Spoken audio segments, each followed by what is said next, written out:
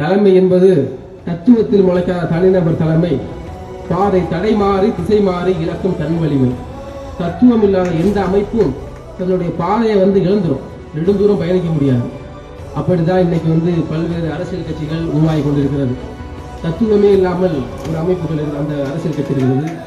அந்த அரசியல் கட்சிகளையும் பல இளைஞர்கள் போய் சேர்ந்து கொண்டிருக்கிறார்கள். அரசியல் என்றாலே என்னவென்று தெரியாமல் அப்படி ஒரு நிலையில் இருக்கிறார்கள்.